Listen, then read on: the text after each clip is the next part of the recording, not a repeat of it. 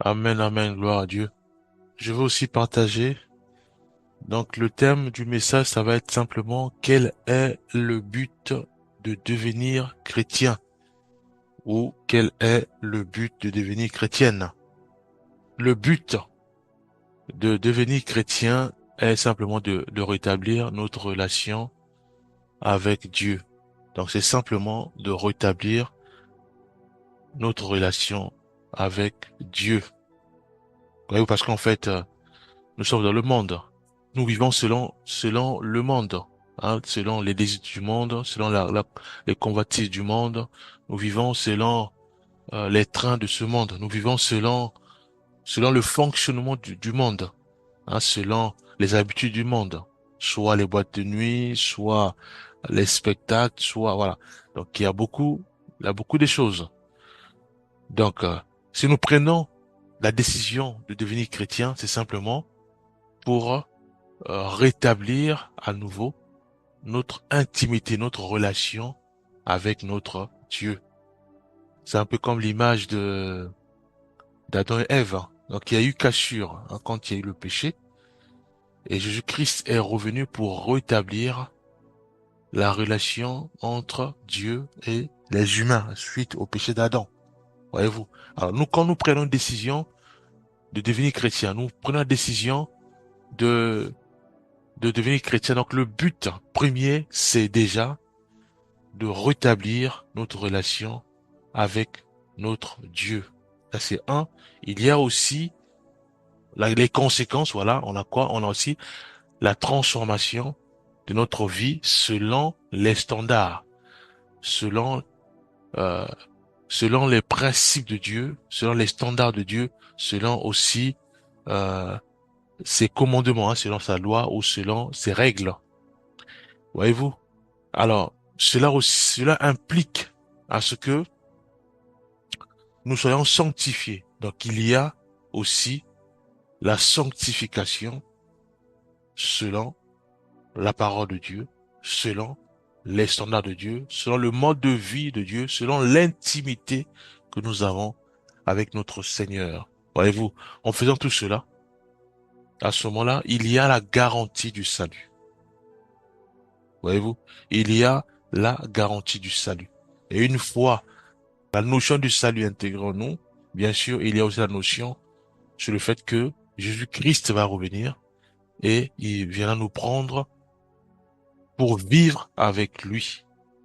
Voyez-vous? Donc la participation à l'œuvre du royaume de Dieu. Voyez-vous? Donc je résume simplement.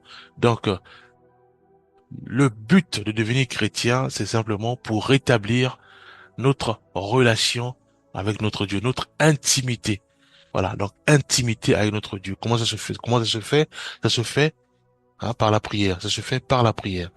Donc l'intimité entière. Donc nos pensées sont remplies sur le fait que nous voulons être en permanence avec notre Dieu. Donc ça se fait par la prière et aussi ça se fait par la méditation de la Bible.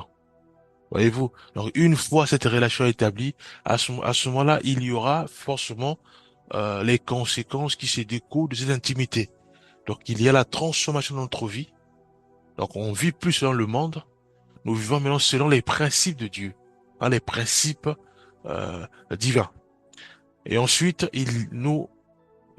voilà, ce mode de vie fait en sorte que nous soyons de façon naturelle purifiés, sanctifiés. D'où la marche de la sanctification. Voyez-vous? Et bien entendu, il y a cette intégration de la notion du salut. Donc nous avons le salut puisque nous appartenons à Jésus-Christ et nous avons fait le choix de suivre Christ. Voyez-vous? Et ou également, il y a aussi cette notion sur le fait que Jésus-Christ revient annoncer une vérité, hein, que Jésus-Christ revient rechercher ceux et celles euh, qui ont fait le choix de vivre comme lui, qui ont fait le choix d'être en intimité avec lui. Donc, il revient les prendre. Voyez-vous? Donc, pour cela, nous allons quand même développer tous ces points-là par les versets bibliques. Prenons déjà le premier verset. Donc, c'est Romains 10, verset 9 à 10. Je vais lire. si tu confesses de ta bouche le Seigneur Jésus, et si tu crois dans ton cœur que Dieu l'a ressuscité des morts, tu seras sauvé. Voyez-vous? Donc tout part de la foi en Jésus-Christ. Tout part de la décision de croire en Jésus-Christ. Donc croire à ce qu'il a dit, croire à sa parole et croire à ses commandements. Voyez-vous? Donc pour croire en Jésus-Christ, il est forcément nécessaire de lire ses règles, de lire ses commandements, de lire ses principes, de lire euh, ses attentes. Hein, d'où la nécessité de lire la Bible. Ça, c'est un premier point, lire la Bible. En lisant la Bible à ce moment-là, nous avons de la connaissance.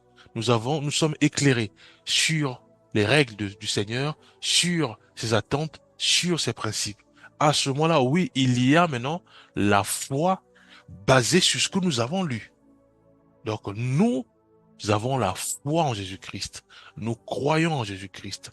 Nous croyons qu'il n'est pas menteur. Nous croyons qu'il est vérité. Et nous croyons que ce qu'il dit procure de la joie, procure de la paix, procure de la bienveillance. À ce moment-là, nous croyons. Voyez-vous?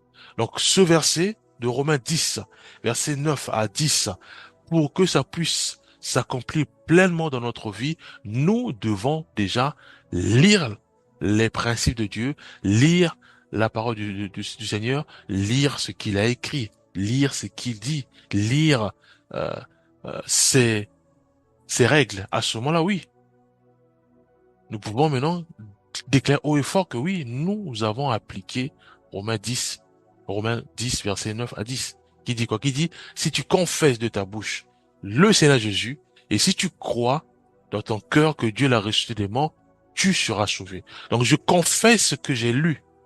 Donc là, j'ai lu la Bible. Donc je confesse ce que j'ai lu puisque ça m'a édifié, ça m'a éclairé. Donc je confesse de ma bouche Jésus-Christ qui est la parole faite chair, et je crois à ce qu'il a dit. Je crois dans mon cœur que Dieu l'a ressuscité des morts. Dieu me dit maintenant, tu seras sauvé. Donc il y a la garantie du salut. Voyez-vous? Et je continue, car c'est en croyant du cœur qu'on parvient à la justice, et c'est en confessant de la bouche qu'on parvient au salut. Donc je crois dans mon cœur ce que j'ai lu. Je crois dans mon cœur ce que j'ai compris. À ce moment-là, Dieu dit que c'est en croyant du cœur qu'on parvient à la justice. Donc la justice de Dieu, c'est sa parole. C'est la vérité, c'est sa parole. Voyez-vous? Et c'est en confessant de la bouche qu'on parvient au salut. Donc je déclare haut et fort à mon entourage que j'ai lu la parole de Dieu et j'ai compris ce qui est dit et je crois à Jésus-Christ. Voyez-vous? Et Dieu me dit que j'ai le salut. Alors, nous allons quand même euh, creuser davantage tous ces points. Donc nous avons maintenant nous avons plus de détails sur le fait que le but de devenir chrétien, c'est déjà le rétablissement de notre intimité avec notre Dieu, l'intimité. Voyez-vous? Ça veut dire quoi? Ça veut dire que mes pensées sont remplies de ce désir de prier constamment. Mes pensées sont remplies de ce désir de rechercher à être en connexion avec notre Seigneur. Avoir ce pont permanent entre mon Dieu et moi. Voyez-vous? Donc, il y a cette intimité entre mon Dieu et moi-même, bien-aimé. Ouais, prenons quand même quelques versets pour appuyer tous ces points.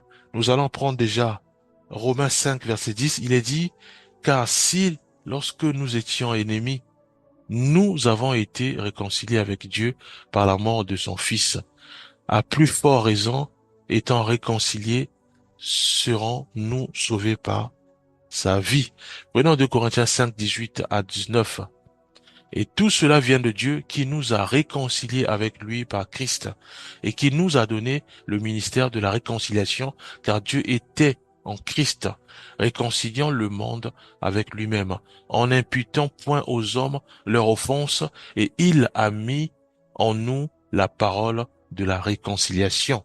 Et vous prenons aussi Colossiens 1, 21, 22, où il est dit, et vous qui étiez autrefois étrangers et ennemis par vos pensées et par vos mauvaises œuvres, il vous a maintenant réconciliés par la mort dans le corps de sa chair, pour vous faire paraître devant lui saint, irrépréhensible et sans reproche. Voyez-vous, donc le fait de m'imbiber de la parole de Christ, le fait de m'imbiber de ses principes, de ses règles, Dieu me réconcilie avec lui-même à travers Jésus-Christ qui est la parole faite chair.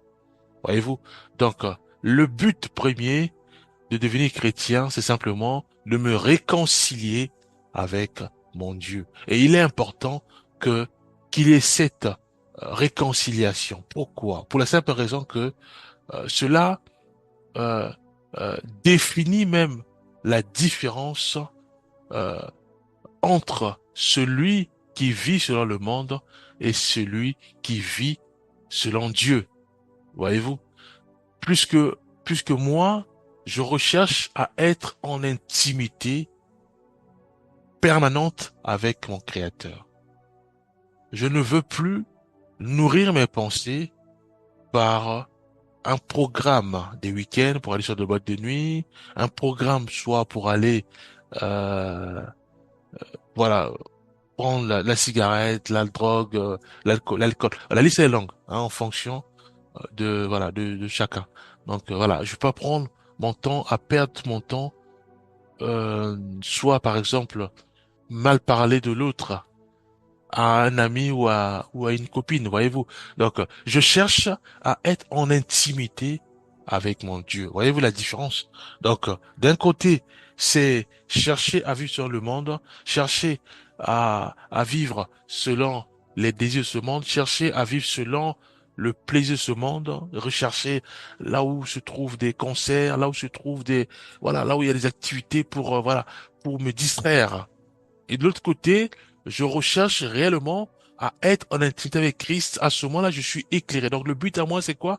C'est d'être en permanence éclairé par mon Dieu, être en permanence aiguillé par le Seigneur, être en permanence attentif à la parole de Dieu. Donc, écouter la parole du Seigneur, marcher selon cette parole, demeurer dans cette parole. Voyez-vous? Donc c'est vraiment l'intimité recherchée avec le Seigneur, la différence. Et ensuite, nous allons prendre euh, quelques versets qui découlent de cette intimité. Hein, donc, nous avons la transformation.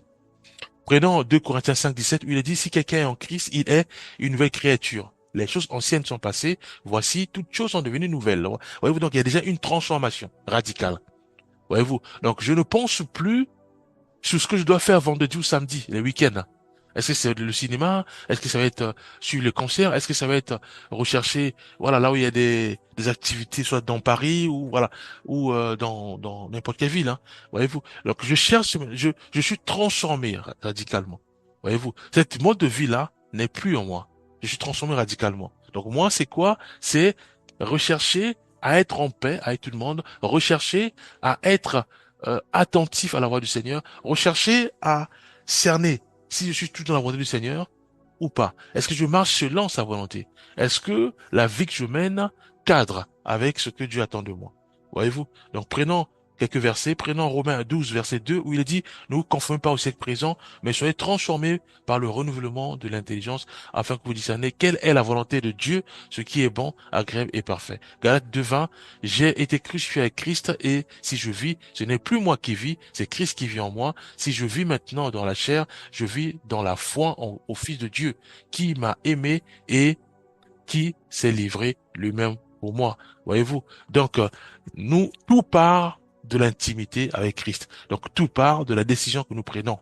Et cette décision, elle émane sur le fait que nous avons lu les principes de Dieu, donc la Bible. Nous avons lu les règles du Seigneur.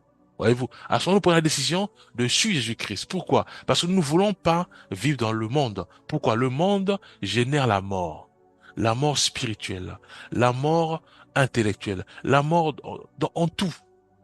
puisque nous marchons sans réfléchir, parce qu'il y a déjà un cadre établi par le monde. Les week-ends, c'est euh, c'est tout ce qui est fête et autres.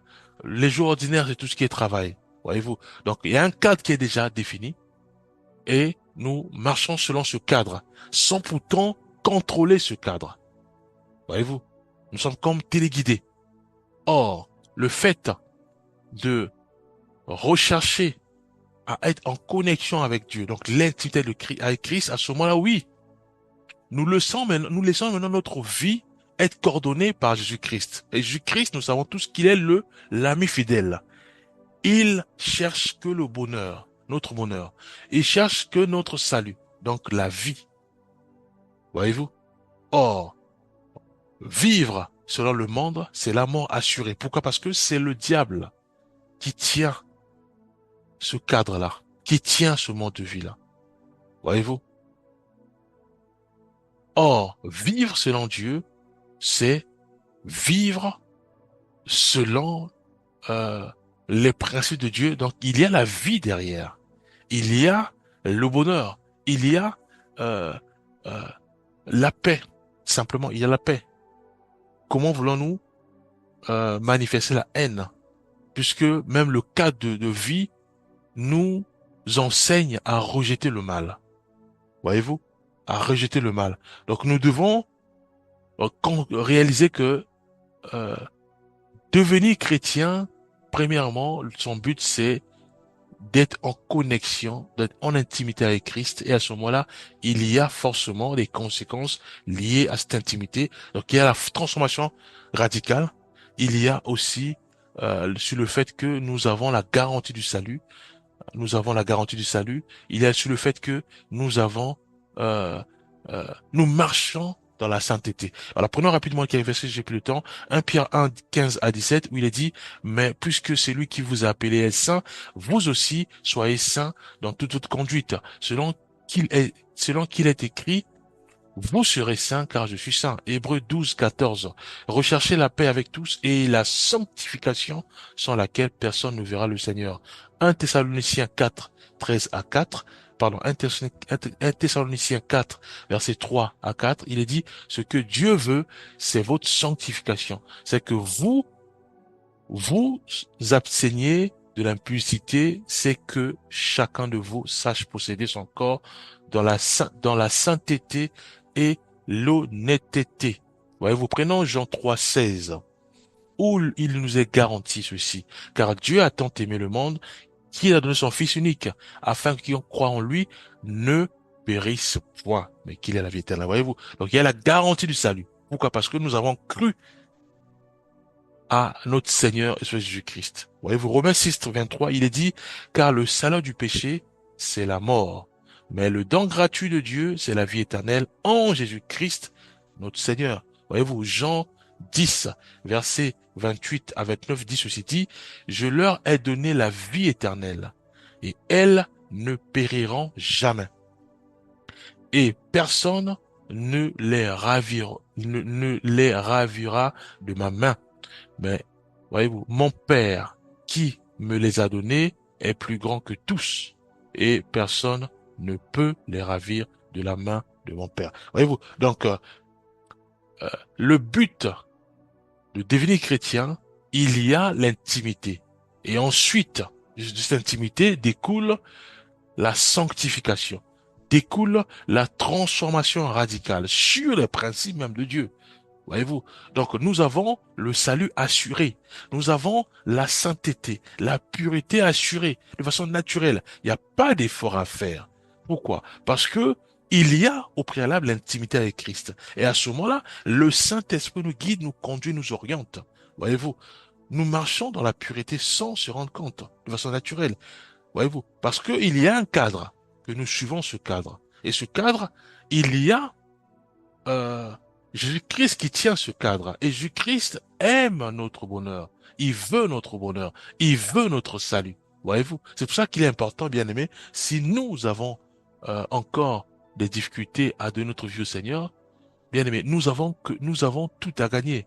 Nous devons de notre vie au Seigneur. Nous devons rechercher réellement dans la prière en disant, Seigneur, j'ai du mal. Aide-moi à donner ma vie à toi, Jésus-Christ. À donner ma vie à Jésus-Christ. Voyez-vous, nous avons tout à gagner. Pourquoi? Parce que Jésus-Christ contrôle notre vie.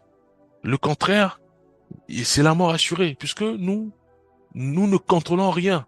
On ne sait pas, dans les boîtes de nuit, peut-être que c'est la mort qui nous attend, parce qu'à force de beaucoup consommer, on prend le volant, et à ce moment-là, c'est la mort assurée. Voyez-vous, puisque derrière, il y a quelqu'un qui tient ce cadre-là.